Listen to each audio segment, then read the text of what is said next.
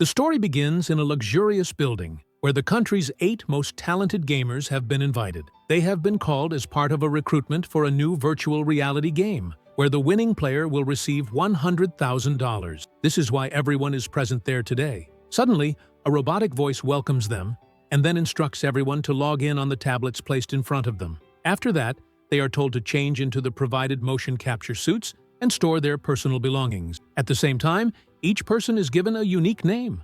While changing clothes, a few people start making fun of a boy named Adam, who is slightly overweight. Just then, everyone's attention is drawn to a special mark on Carl's body, which leaves them all shocked. Once everyone is ready, they are told to go to a separate room where a scanner is set up. Standing there, each person has to say their unique code.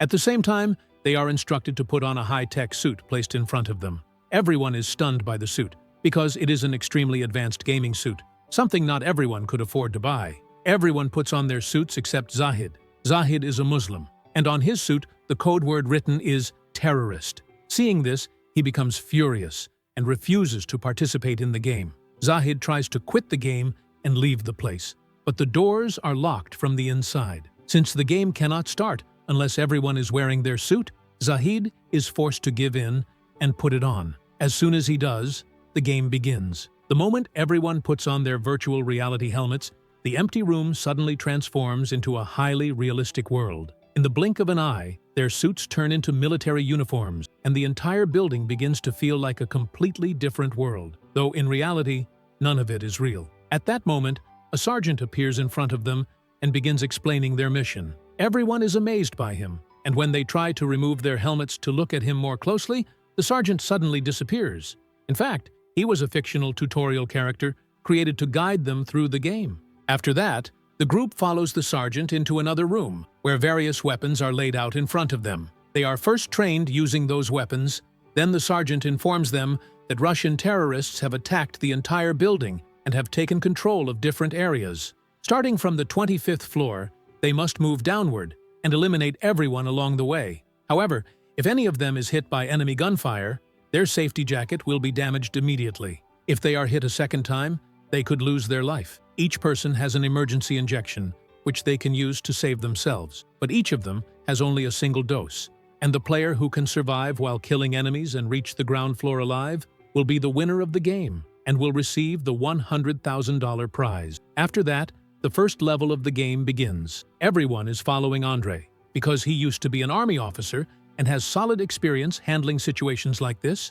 That is why Andre is leading the entire group. He moves at the very front of the line, checking every room as he advances. Suddenly, a terrorist appears in front of them. At the sight of him, everyone in the group starts hiding here and there to save their lives. But Andre shows no fear, confronts the terrorist directly, and kills him. The moment the terrorist dies, a sound is heard, and they realize that the first level has been completed. Andre alone receives all the points for this level, since he was the only one who killed the enemy. When they try to touch the body, they realize that it is a virtual identity, just like the sergeant. Then everyone starts going down the stairs to move to the next floor. At that moment, they realize that if anyone tries to go down without completing a level, they will be given an electric shock, which could even result in death. Although the entire game is virtual, the suits they are wearing are capable of making them feel real-world pain. A small mistake or moment of carelessness could push them straight toward death. Then they move on to the next level. Here, they receive more advanced weapons than before. Andre teaches everyone, one by one, how to use the weapons and also trains them on how to hide, deceive the enemy, and launch attacks. After that, they all move forward together to face the enemies. As soon as the entire group enters the main room, Marco is the first to spot an enemy. He kills him and moves forward. Seeing Marco make the kill boosts the confidence of the others, and they also begin fighting the terrorists. At this point, one person mistakenly wastes all his bullets on a single enemy. Not a single shot hits the target. As a result, that enemy is about to attack Adam, but Andre arrives just in time and saves his life. Unfortunately, a bullet hits Andre instead, damaging his safety jacket. Now the team's best player has fallen into danger. Meanwhile, we see a girl named Taylor, who starts becoming afraid of the game. She tells everyone that the invitation for the game had actually been sent to one of her friends, but she came here in her place. Another girl named Shaylee tries to reassure her, saying that it's just a game and there's nothing to be afraid of. At that very moment, a terrorist appears in front of Shaylee. Even though she wants to, she cannot bring herself to shoot him. Just then, Carl arrives and kills the man, opening his score in the game. Unfortunately, in the very next moment, Carl is shot, and his safety jacket is damaged as well. Before Carl can recover, a second bullet from the terrorist hits him. As a result, Carl is critically injured. At that very moment, Shaylee shoots and kills the terrorist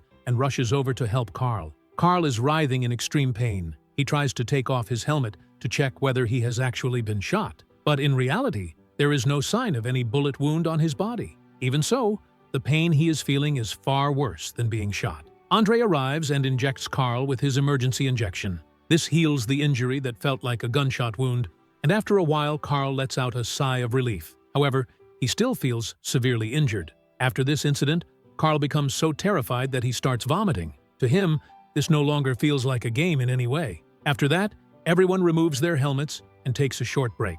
Meanwhile, Adam finds a few grenades and tells everyone that he felt a real electric shock. According to him, this must be some kind of reality TV show. Hearing this makes Zahid even more afraid because he does not want people on television to recognize him by the word terrorist written on his suit. So he tries to remove his helmet, but once again fails. He starts to feel as if the entire suit has merged with his body. Gradually, everyone begins to feel that the whole game is actually a reality TV show. Andre seems overly involved in the game, so the group members begin making strange accusations against him. Hearing all this deeply hurts Andre, and in anger he leaves everyone and goes to the bathroom to calm himself down.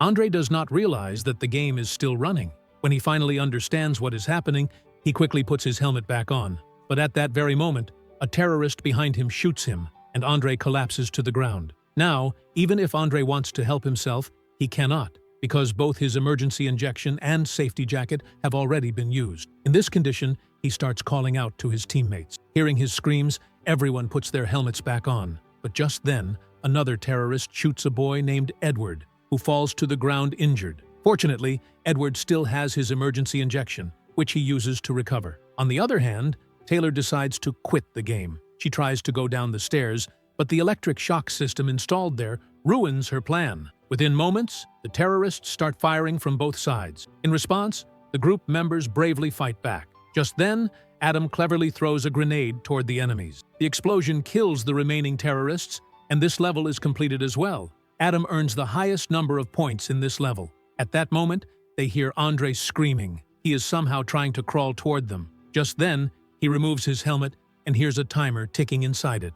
As soon as the timer ends, a powerful electric shock strikes Andre's head, and he dies on the spot. Suddenly, a voice echoes through the area, instructing them to move on to the next level. But this time, no one wants to move forward, because witnessing Andre's horrific fate leaves everyone terrified. They realize that it was the helmet that took Andre's life, so everyone tries to remove their helmets, but it is completely useless. After that, they continue clearing multiple levels together, one after another. In each level, they face different kinds of challenges. In one level, they enter a room where there is a gas leak, making it impossible to use guns. As a result, they are forced to fight the enemies hand-to-hand using knives, killing them at extremely close range. After passing through many such levels, they finally reach a lower floor, where the enemies welcome them with heavy gunfire from AK-47. During the shootout, their safety jackets are damaged, and Adam, along with another player, is shot. However, Shaylee and Marco manage to save them in time by using their emergency injection.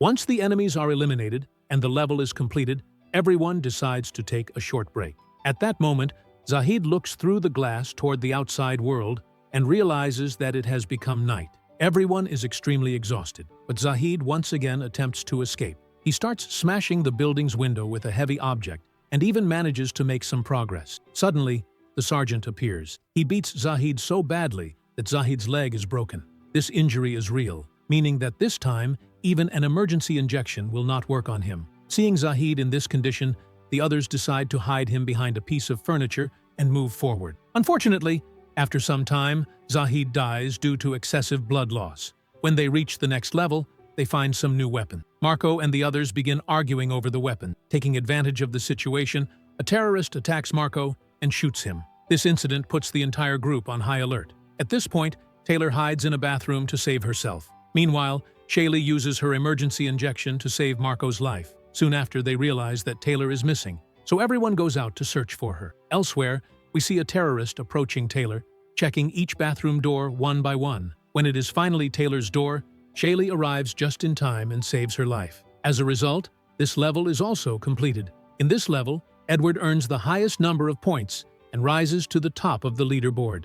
After that, we see everyone talking among themselves. During the conversation, they realize that all of them live alone in their own homes, with no one around who would notice their absence. And perhaps this is exactly why they were invited here, meaning that even if something happened to them, there would be no one outside to look for them. After a while, they move forward to clear the next level. There, they see the sergeant shooting and killing a terrorist. The sergeant then informs them that, according to his intelligence, a bomb has been planted in the basement and is about to explode very soon. To stop it, they need to extract the bomb's code from a hostage. So Edward begins giving the man electric shocks to force him to reveal the code. The man begs and pleads for mercy, but Edward shows no compassion. At that moment, a word slips out of the man's mouth. Believing it to be the bomb's defusal code, Edward enters it into the system. But instead of deactivating the bomb, it activates it. Now they have only 30 minutes left. Seeing this, the hostage looks at them and starts laughing. The sergeant also leaves the scene. Just then, Taylor shoots and kills the man to stop his laughter. After that, Marco blames Edward for everything. According to him, if Edward had not entered the wrong word, the bomb would not have been activated. Just then, they hear the sergeant's voice. He tells them that they must use the elevator he has locked for them. Everyone quickly gets inside the elevator, and it starts going down. But after a short while, the elevator suddenly jolts and comes to a stop. The elevator has broken down, and the door is jammed and won't open. However, Marco somehow manages to force the door open a little. One by one, everyone climbs out. But when it is finally Edward's turn, Marco closes the elevator door again to teach him a lesson. As a result, both of them get trapped inside, and the elevator stops on the 3rd floor. They then manage to get out of the elevator and are stunned by what they see outside. In front of them lies a helicopter that has crashed violently. Even so, they move forward. Marco forces Edward to walk ahead of him, using him as a human shield. Suddenly, a terrorist appears, and Marco shoots and kills him. But this time, he has no bullets left. So he tells Edward to move forward. But Edward refuses to listen to him. Then, what they feared most happens. Within seconds, Marco is killed by a terrorist's gunfire. Meanwhile, on the 4th floor, we see the remaining members. They find some advanced weapons and are trying to take them. Just then, a terrorist suddenly throws a smoke grenade into the room. The entire room fills with smoke. Seeing this scene, Carl begins to remember his past. In fact, the burn mark on his body. It was a horrific accident in which his girlfriend had died. Even today, he still blames himself for what happened. The sight of the smoke brings all those memories flooding back. Shaylee somehow calms him down and takes him along with her. After continuing to fight their way through the enemies, they finally reach the ground floor. This means they have now arrived at the very final stage of the game. However, they are almost out of ammunition. So Taylor begins searching other rooms for weapons. There, she finds several emergency injections. As she is returning with them, Marco suddenly appears and demands the injections from her. When Taylor refuses, Marco shoots and kills her. Taylor dies on the spot. A short while later, Carl arrives and asks Marco about Taylor. Marco pretends that he himself barely escaped from some enemies. Carl believes him at first, but after moving a little farther ahead, Carl notices Taylor's body lying nearby and immediately understands who is responsible. Enraged, he removes his helmet and attacks Marco in the real world. Carl tries to choke Marco, but within moments, Marco regains control of the situation and begins beating Carl brutally. He is about to kill Carl when the sergeant suddenly appears. For breaking the rules of the game, the sergeant beats Marco and ultimately strangles him to death. At this point, only 3 players remain alive in the game: Edward, Carl, and Shaylee. They reach the basement to deactivate the bomb with only 7 minutes left to complete the task. Just then, countless terrorists appear in front of them. However, all 3 fight them with incredible courage. And finally, Carl throws a grenade and wipes them all out. They then move toward the bomb to defuse it. Suddenly, a terrorist appears and opens fire on Carl. Carl is critically injured. At the same time, only 2 minutes remain before the bomb explodes. Shaylee somehow moves forward to defuse the bomb, but the terrorist there shoots her as well. Shaylee begins bleeding heavily. At that moment, Carl reaches her and uses the last emergency injection he has to save her life. Unfortunately, shortly afterward, Carl dies on the spot. Just then, Edward kills the last remaining terrorist with a mini rocket launcher and defuses the bomb at the very last second. With that, the game comes to an end. The sergeant appears and congratulates them on their victory. Edward also begins speaking in the same manner as the sergeant. Seeing this, Shaylee realizes that Edward was involved from the very beginning and had known everything in advance. We then see several men in black suits arrive and knock Shaylee unconscious. One by one, they begin erasing all evidence. Some delete all the game data, while others remove the bodies. When Shaylee regains consciousness later, she finds herself wearing her old clothes. Edward places a suitcase full of money in front of her, but Shaylee refuses to take it. She demands justice for her friends and threatens to report everything to the police. In response, Edward tells her to tell whoever she wants, because he knows no one will believe her. Just then, another man tries to knock Shaylee unconscious again, but Shaylee injures him and uses his gun to shoot out all the lights in the basement, plunging everything into darkness. She then hides in the parking area and, one by one, kills all of Edward's men. Finally, using the cover of darkness, she kills Edward as well. And with that, the movie comes to an end.